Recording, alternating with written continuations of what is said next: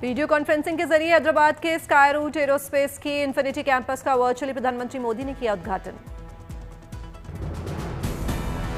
उद्घाटन के दौरान स्काई रूट एरोस्पेस के पहले ऑर्बिटल रॉकेट विक्रम-1 का भी पीएम ने किया अनावरण।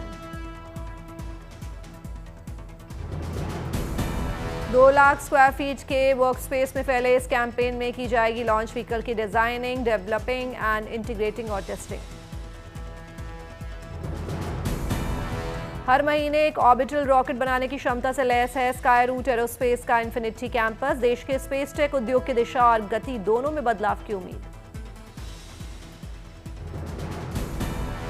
छोटे सैटेलाइट लॉन्च के बाजार में अग्रणी बनने के साथ साथ भविष्य में ग्लोबल स्पेस लॉन्च सेवाओं में भी भारत की होगी महत्वपूर्ण भूमिका।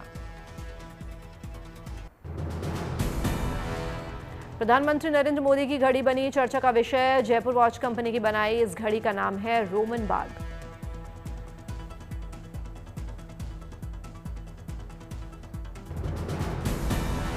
ये घड़ी सिर्फ समय नहीं बताती, इतिहास, आजादी, भारतीयता और स्वदेशी गर्व भी दर्शाती है। इसके डायल में लगा है 1947 का दुर्लभ 1 रुपए का असली सिक्का। यह सिक्का ब्रिटिश शासन में ढला आखिरी भारतीय सिक्का माना जाता है।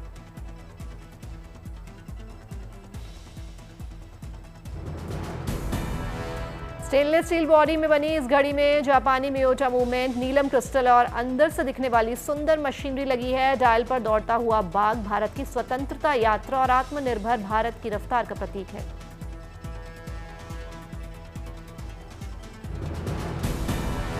ये घड़ी 4 वेरिएंट में आती है, गोल्डन और सिल्वर केस में। इसमें इंग्लिश और हिंदी दोनों विकल्प मौजूद हैं।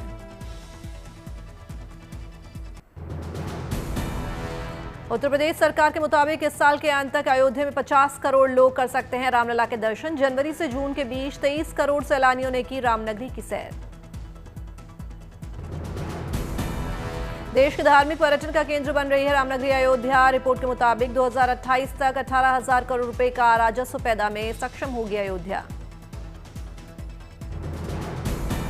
लगातार बढ़ रहा है मंदिर में आने वाले श्रद्धालुओं का आंकड़ा। लाखों श्रद्धालुओं की आमद से स्थानीय व्यापार में लगातार वृद्धि। महाराष्ट्र के कुलदेवता माने जाने वाले जेजुरी के खंडेराय मंदिर में चंपा षष्ठी उत्सव का समापन। लाखों भक्तों ने किए खंडेराया के दर्शन। इस अवसर पर भगवान को लगाया गया बैगन का भरता और बाजरे की रोटी का विशेष भोग। दर्शन के लिए लगी भक्तों की भारी भीड़।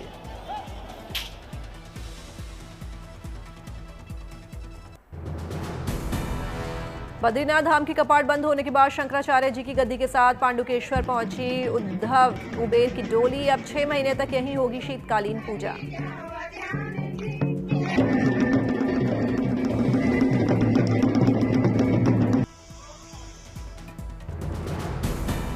डोली यात्रा में बद्रीनाथ धाम से पांडुकेश्वर पहुंची भक्तों की भारी भीड़। भारतीय सेना के मधुर बैंड गढ़वाल स्काउट ने दी प्रस्तुति।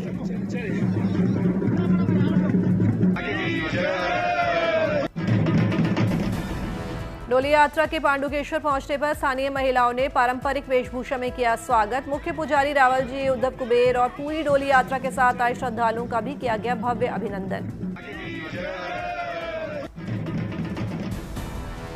शीतकाल के लिए यहीं स्थापित की जाएगी डोली। उद्धव और कुबेर जी की डोली यहीं स्थापित करेंगे, जबकि जोशीमठ के नरसिंह मंदिर में रखी जाएगी शंकराचार्य जी की गद्दी।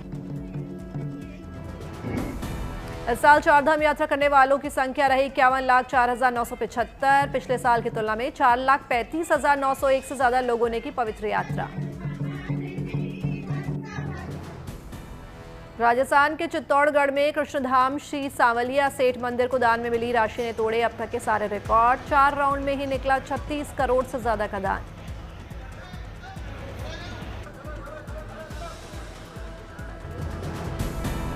दीपावली के बाद हर साल इस मंदिर में गिनी जाती है दान की राशि। इस बार 19 नवंबर को खोले गए दान पात्र।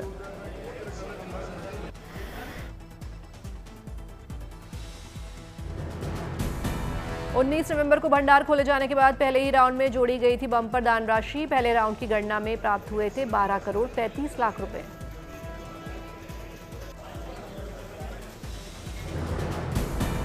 दान की लाखों की धनराशि के अलावा मंदिर में चढ़ाया गया है सोने और चांदी का भी दान। दान राशि की गणना के साथ ही सोने और चांदी के आभूषण का तौल करना शेष है।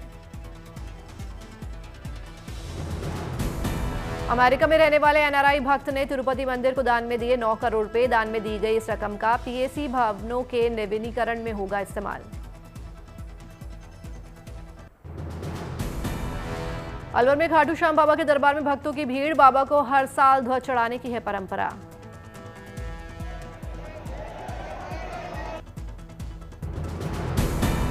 हजारों लोग रोजाना अपनी मुराद पूरी कर पैदल चलकर ध्वज चढ़ाने आते हैं। बाबा के दरबार में होती है ध्वज की पूजा।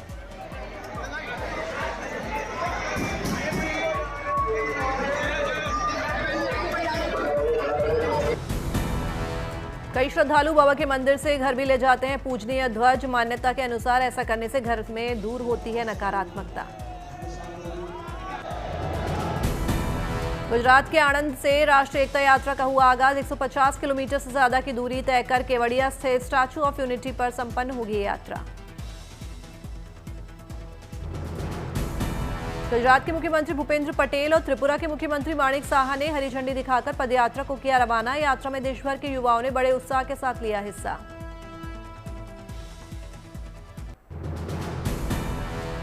बुलंदशहर में 12वीं के छात्र ने बनाया रोबोट टीचर। ये शिक्षक बच्चों को आसानी से पढ़ा सकता है।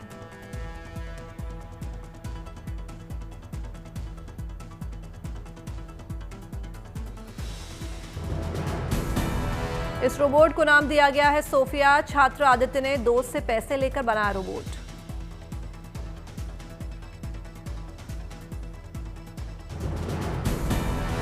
बच्चे क्लास में रोबोट टीचर से पढ़ते हुए आए नजर। रोबोट से पढ़कर बच्चों के चेहरों पर दिखी खुशी।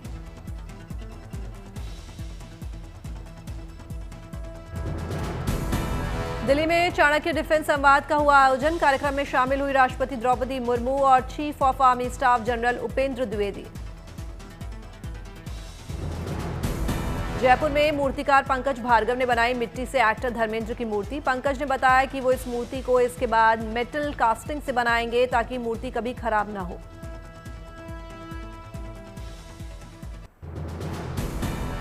वाराणसी में गंगा आरती में फिल्म एक्टर धनुष और एक्ट्रेस कृति सेनन शामिल हुई। दोनों ने विधिवत माता गंगा की आरती की और देवी का आशीर्वाद लिया।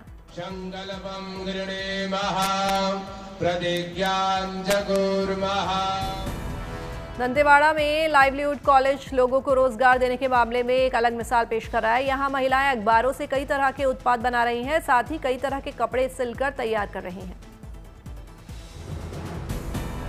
लखनऊ में सीएम योगी आदित्यनाथ ने कानपुर की दिव्यांग बच्ची खुशी गुप्ता से मुलाकात की। उसने सीएम को अपनी बनाई हुई पेंटिंग सौंपी। सीएम ने बच्ची को उपहार में कपड़े दिए।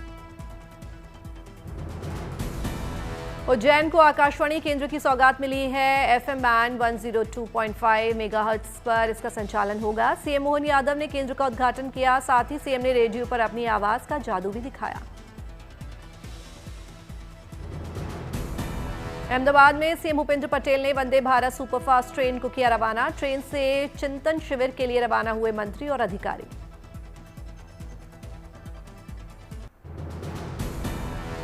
अहमदाबाद एयरपोर्ट की नई उड़ान। प्रति घंटे 28 उड़ानें संभालने में सक्षम बनेगा एयरपोर्ट। टैक्सीवे की भी बड़ी लंबाई।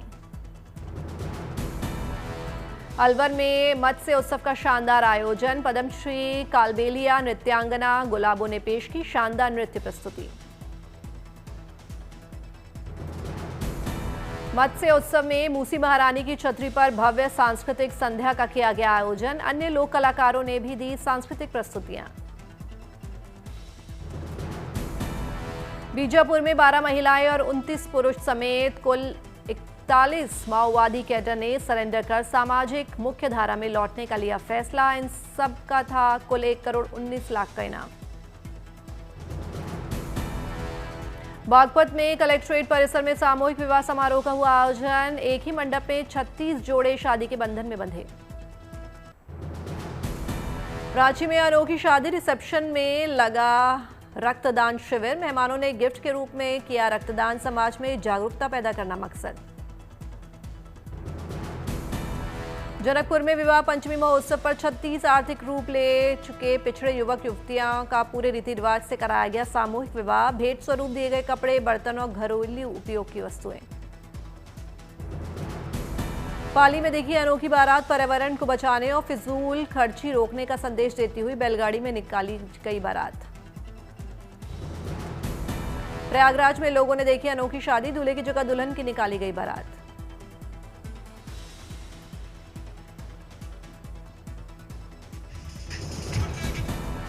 बग्घी में बैठकर नाचते झूमते ससुराल पहुंची दुल्हन, ससुराल वालों ने किया दुल्हन का भव्य स्वागत।